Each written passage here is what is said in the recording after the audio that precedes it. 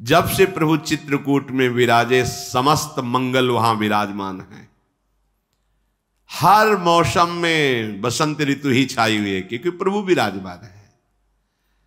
भौरों की पंक्तियां गुंजार कर रहे, मानो वेद की ऋचाएं भौरे बन करके प्रभु का यश गान कर रहे। हर समय शीतल मंद सुगंध वायु बह रही, नीलकंठ, कोयल, तोते, पपीहा, चकवे, चकोर, मोर, ये सब मंडली की मंडली प्रभु को घेरे रहते, दर्शन करते, कुहकते हैं, नृत्य करते हैं। जब से प्रभु बसे वहां तो हाथी, सिंह, बंदर, सुअर, हिरन, ये कोई किसी को मार नहीं रहा, बैर नहीं कर रहा। सबके हृदय में शांति और प्रेम का संचार हो रहा है। करी के हरि कपि कोल कुरंगा, विगतो बैर बिचरहि सब संगा। और जब प्रभु वन विहार के लिए निकलते हैं तो ये सब भर नेत्र प्रभु की रूप माधुरी का पान करते हैं। चित्रकूट में प्रभु विराजमान है तो हिमालय को भी ईर्ष्या हो रही है। ये धन्य भाग चित्रकूट के, जहां स्वयं भगवान विराजमान है। हिमालय भी चित्रकूट का यश गान करता है। विंध्याचल तो बहुत आनंदित हो रहा है, क्योंकि चित्रकूट शिक्षण बिना परिश्रम ही हमको बहुत बड़ी बड़ाई मिल गई, क्योंकि सबसे बड़े प्रभु हमारे समीप विराजमान हैं। सारे के सारे सरोवर, समुद्र, नदी, नद सब मंदाकिनी की बड़ाई करते हैं, क्योंकि रोज प्रभु जलपान करते हैं, स्नान करते हैं।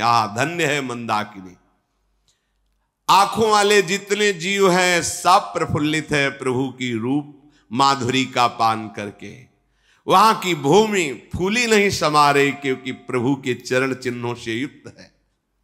वन स्वाभाविक सुंदरता, मंगलमयता, पवित्रता, सुगंध फैलाए हुए है। आज प्रभु चित्रकूट में विराजमान है, तो इससे बड़ा सुख त्रिभुवन में किसी को नहीं जितना चित्रकूट को है। लखनलाल बहुत सावधान होकर प्रभु की सेवा में है। सेवहि लखन करम मन बानी, जाए न सील स्नेह बखानी। लक्ष्मण जी मन से, वचन से, कर्म से आराध्य देव प्रभु सियाराम की सेवा में मगन है। और सीता जी को तो क्षण क्षण परमानंद की प्राप्ति हो रही प्रभु के साथ।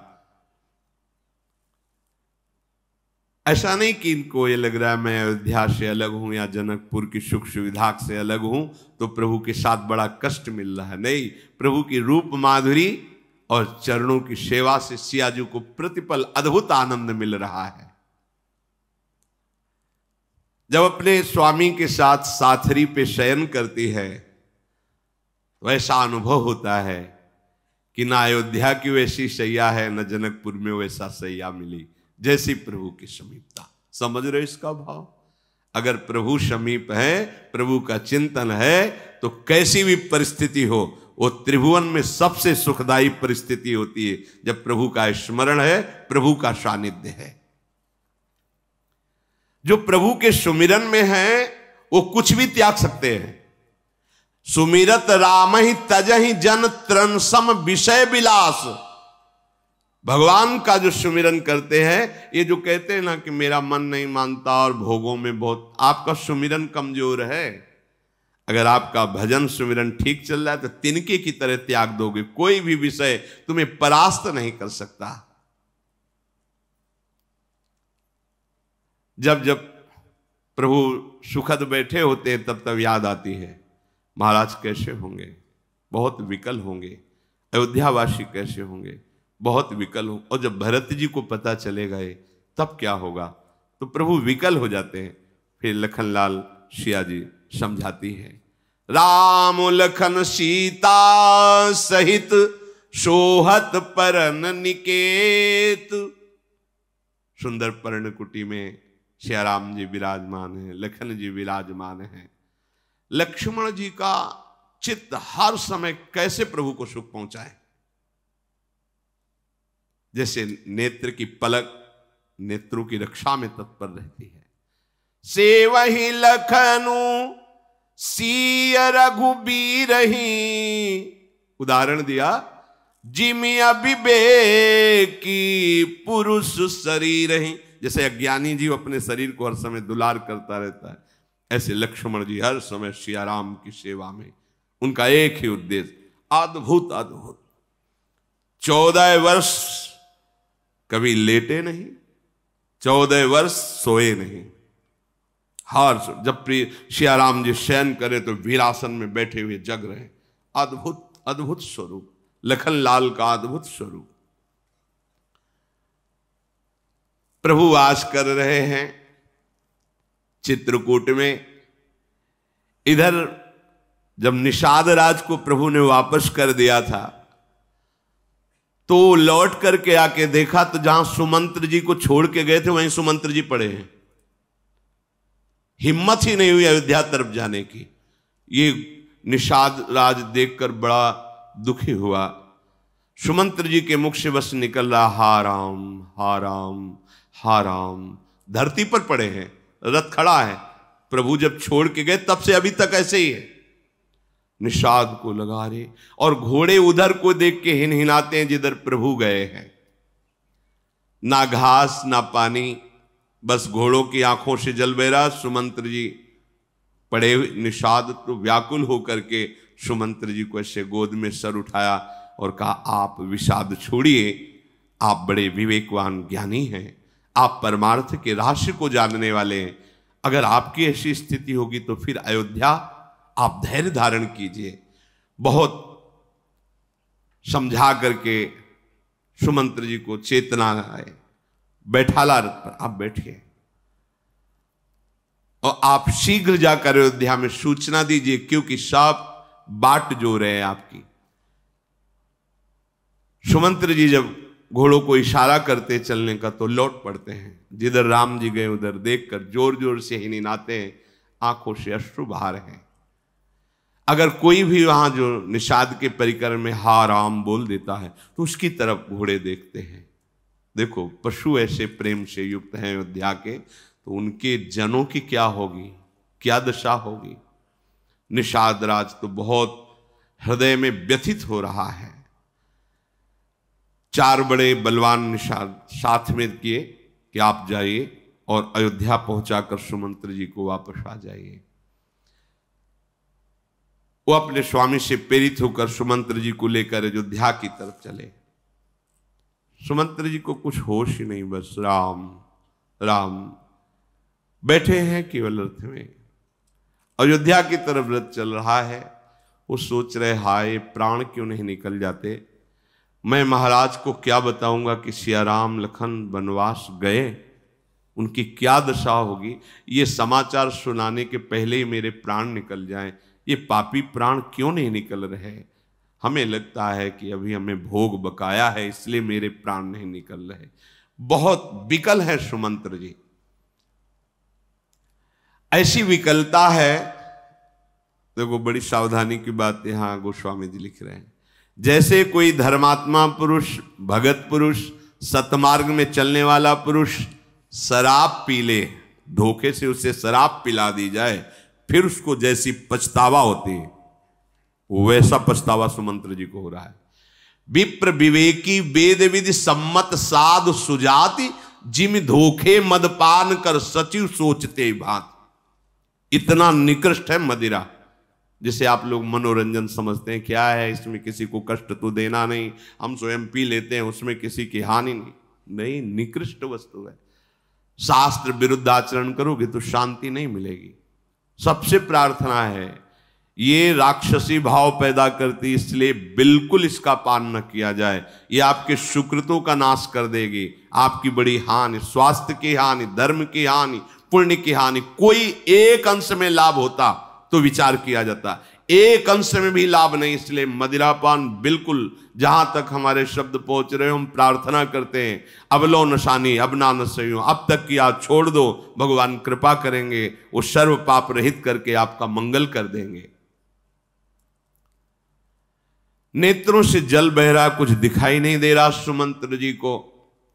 ओठ सूख गए हैं, जबान सूख गई, बोलते नहीं बन रहा।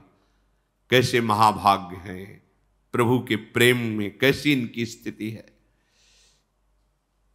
सुमंत्र जी का मुख का रंग उड़ा हुआ है, पीत वर्ण का हो गया है।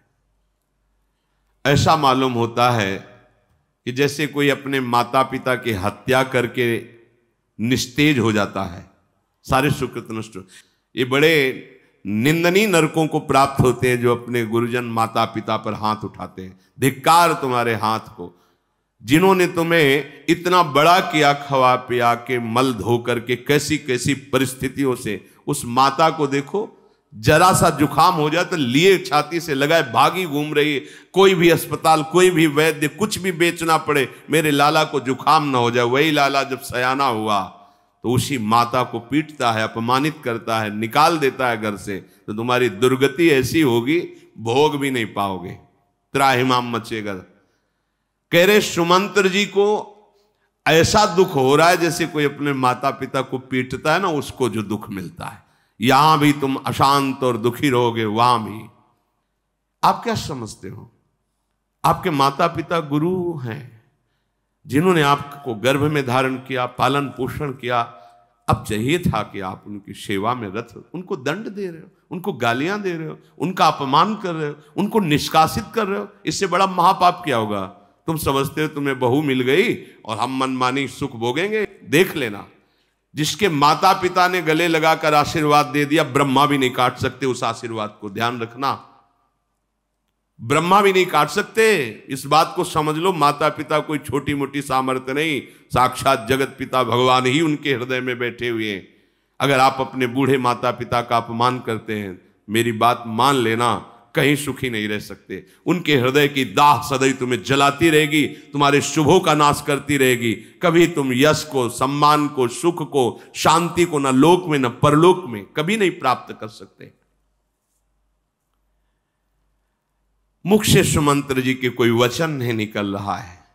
बार बार सोच रहे कैसे अयोध्या में प्रवेश करूं। अब वहां प्रवेश करूंगा, लोग पूछेंगे कहां है सिया राम, क्या उत्तर दूंगा? जब कौशल्या जी आएंगी और कहेंगी कि कहां है हमारे राम, और जब महाराज जी पूछेंगे दशरथ जी कहां है राम, क्या?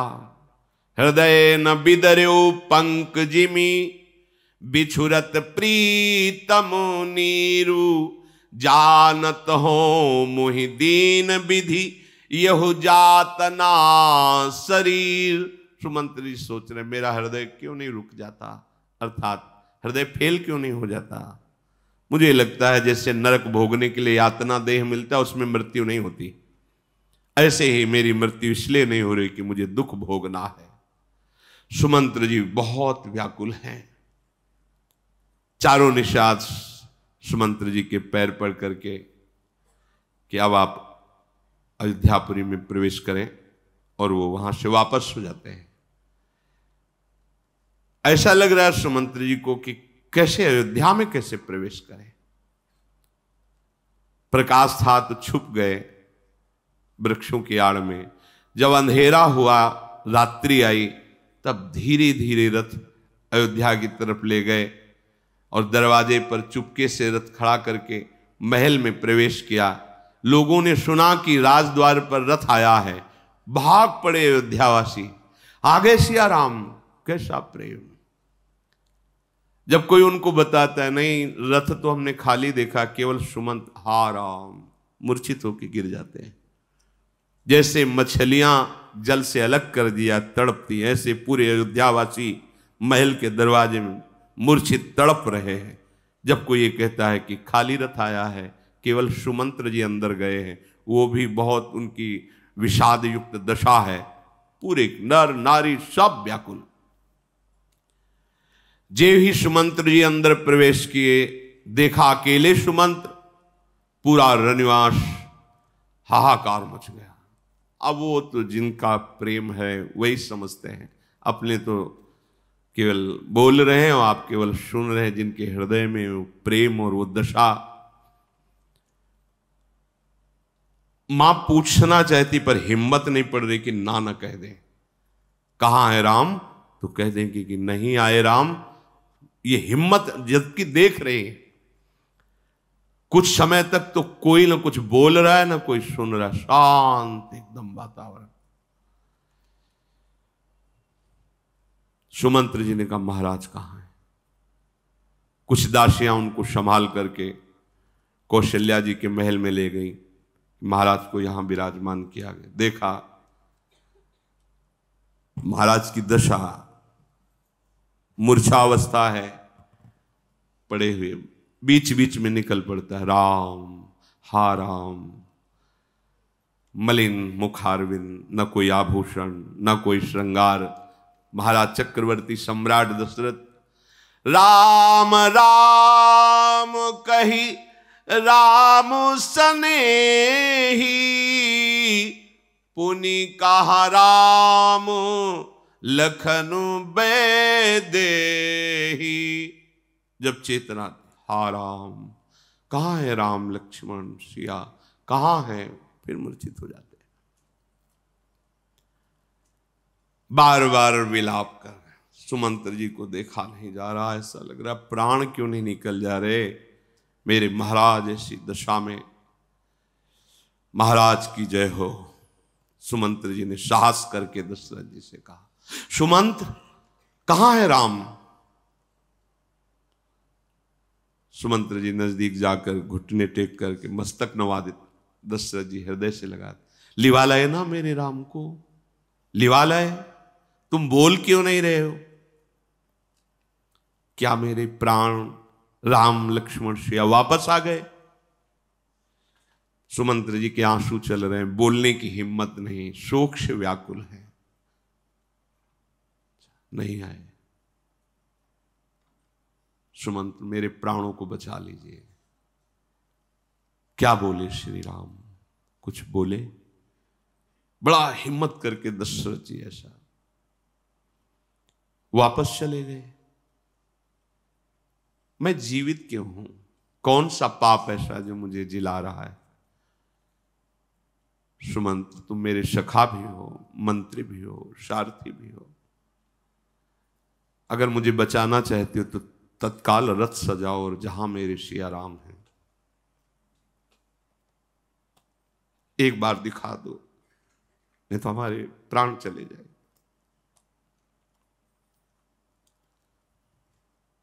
सुमंत्र जी बार बार महाराज को हृदय से, महाराज धैर्य धारण करो, ये पूरी प्रजा आपके भरोसे है, अगर आप तो फिर प्रजा कैसे जीवित रहेगी। महाराज आप ज्ञानी हैं, साधु समाज का सेवन किया है, आप धैर्यवान हैं, आप जानते हैं कि जन्म मरण, मिलना बिछुड़ना, लाभ हानि, ये सब विधान के अनुसार होता है। महाराज शोक का त्याग करो। सुमंत कुछ राम ने कहा है। पहला निवास तमसा के तीर पर हुआ, दूसरा गंगा जी के पावन तट पर गंगा का जलपान करके स्नान किया और गुहराज निषाद ने बड़ी सेवा की। श्रृंगबेरपुर पहुंचे, वहां बट के दूध से अपनी जटाएं बनाई और निषाद राज से नाव मांगी। सियाजू को चढ़ा करके रामजू लखन सहित नौका से उस पार हुए। लक्ष्मण जी हर समय धनुष और बाण से तैनात रहकर आठों पहर राम जी की सुरक्षा करते हैं। मैं बहुत व्याकुल हुआ उनके जाने पर, तो उन्होंने धैर्य धर कर बार बार प्रार्थना करके मुझे कहा कि आप स्वयं धैर्यवान बने और पिताजी से कहना कि आपका आशीर्वाद हर समय हमारी रक्षा कर रहा है। हमारी तरफ से महाराज के चरण पकड़कर कहना कि आपका पुण्य सदैव हमें सतमार्ग में प्रेरित कर रहा है, आप कभी दुखी मत होइए। मैं बहुत जल्दी 14 वर्ष व्यतीत करके आपके चरणों के दर्शन पाऊंगा। बार बार राम जी ने यही कहा है कि आपके चरण पकड़ मैं मनाऊं, जिससे आप वही करें, प्रजा सुखी हो, आप शोक निमग्न मत हो। कहा है कि गुरुदेव वशिष्ठ जी से कह देना कि वही उपाय करें जिससे मेरे पिताश्री शोक रहित हो जाए। मेरे से यही कहा है कि पूर्ववासियों को सुख प्रदान करना, वो मेरे जो विरह में है वो विरह उनको ना व्यापे, ऐसी बातें बताना। यद्यपि लक्ष्मण जी को थोड़ा रोष आ गया था, पर राम जी ने हमारा हाथ पकड़कर शपथ दिलाई कि ये बात पिताजी को मत कहना। सियाजू कुछ कहना चाहती थी, पर प्रेम विवश होकर अश्रु प्रवाह करती रही, कुछ कह नहीं पाई। बस उसी समय प्रभु आगे बढ़ गए और मैं भाग्यहीन ऐसे आपके सामने आया। सुमंत्र के वचन सुनते ही राम से महाराज दशरथ जी फिर मूर्छित। राम,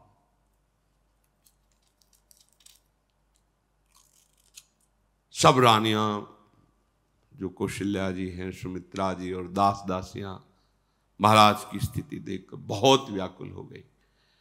भारी अयोध्या में कोहराम मच गया कि महाराज अब नहीं टिक पाएंगे।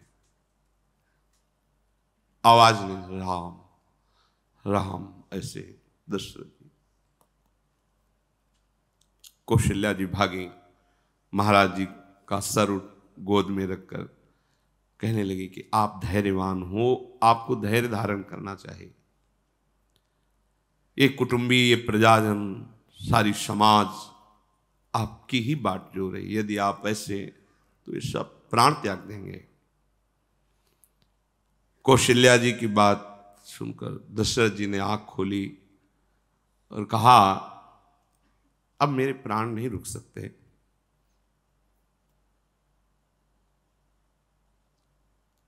धरी धीरज उठी बैठ भुआलू,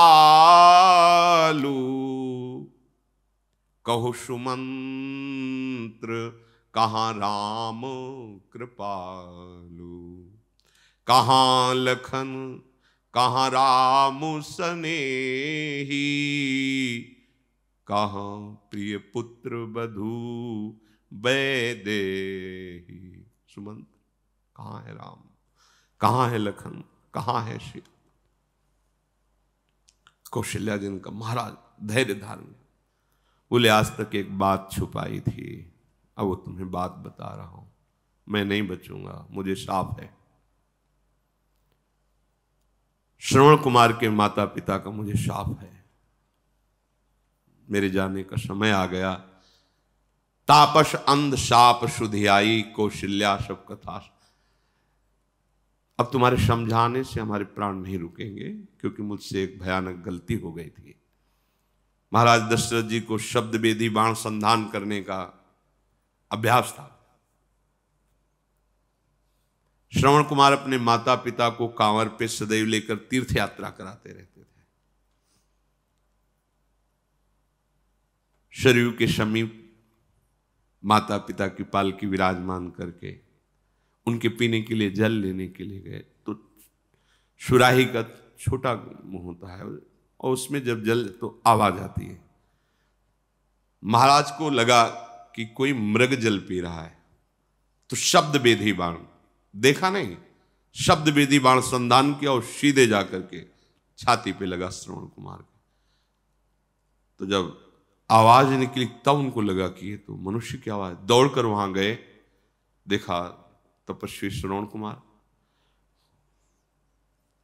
विकल हो गए महाराज दशरथ, गोद में लेकर के समीप आए।